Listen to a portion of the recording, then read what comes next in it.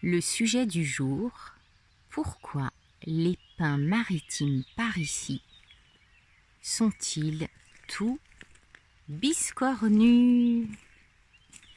Pourquoi les pins maritimes, tout près de chez moi, dansent en permanence? Allez, je vous emmène.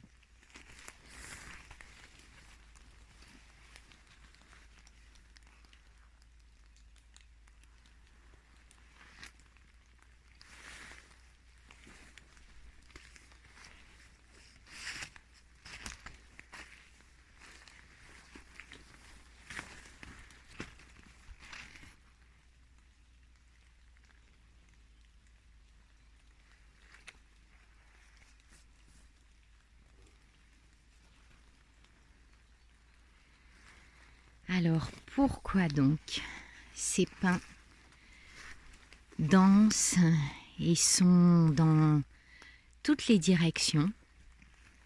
Eh bien, un jour où je me suis promenée ici, en montant, en fait, je me disais, j'aimerais vraiment savoir, parce que ça fait un an, en fait, plus d'un an que je viens, et je me posais la question, j'avais fait des recherches et je ne trouvais pas le pourquoi.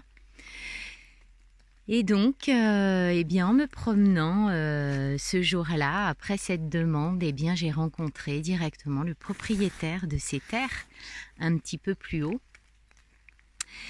Et donc, en fait, dans les années 60, eh bien, les personnes des villages alentours montaient ici pour couper les branches de pin maritime qui allaient servir à alimenter les fours à pain. Et donc, nous les appelons les pins boulangers. Et il y en avait également qui venaient et qui revendaient le bois, bien sûr, pour se faire de l'argent. Et donc, à chaque fois que l'arbre était coupé, eh bien, ce que je trouve fascinant quand même, c'est que à chaque fois, sa direction se modifiait finalement. Il allait pousser dans une autre direction. Et cela m'évoque réellement le sujet de l'être humain. Lorsqu'on lui coupe quelque chose ou qu'on lui enlève quelque chose apparemment à l'extérieur, quelle est sa faculté de poursuivre le chemin, peut-être dans d'autres directions? C'est puissant, hein. Moi je trouve là ce qui est transmis. Et donc, j'ai eu cette réponse en rencontrant Sylvain, qui m'a proposé une visite quelques jours plus tard de ces bois. Donc, je vais vous emmener un petit peu plus haut.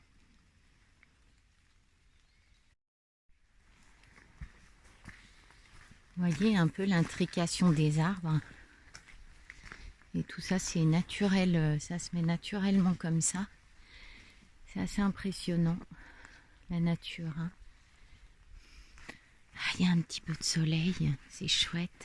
J'adore ce chemin avec de l'herbe. Il est très très accueillant.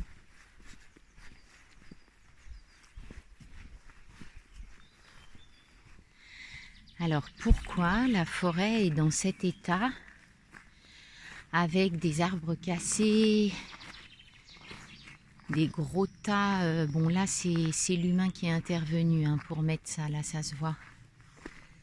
Mais vous voyez par exemple ici, tout est au sol. Il y a vraiment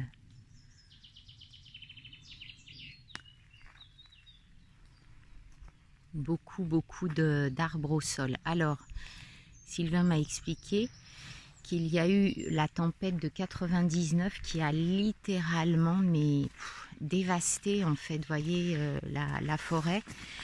Il y a des arbres déracinés et en fait ce sont essentiellement les grands arbres qui avaient une prise au vent avec leur feuillage ou leurs épines, en tout cas si c'était des sapins, mais enfin on appelle ça aussi des feuilles.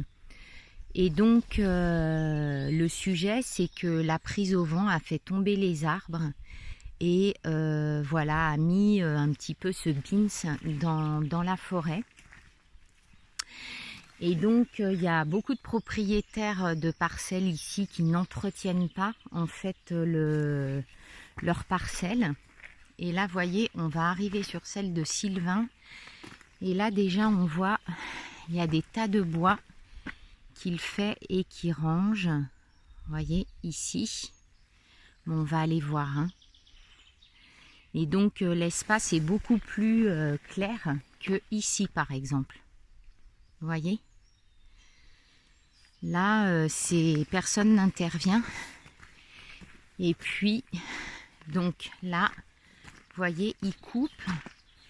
Il va laisser tout un tas de bois sur le sol pour l'humus. Il vient souvent travailler l'après-midi, même quand il pleut. Il est retraité. Mais bon, il est très très occupé. Hein. Il fait tout un tas de choses. Il travaille avec les gardes forestiers du coin parce que il apporte aussi son point de vue sur ce qu'il y a à faire pour entretenir en fait la forêt. Donc vous voyez là, c'est vraiment très très accueillant. Hein. Voilà. Et donc ça, c'est vraiment qu'un endroit où il déblaye. Et donc vous voyez plus loin, vraiment, il y a encore à faire. Hein. Voilà.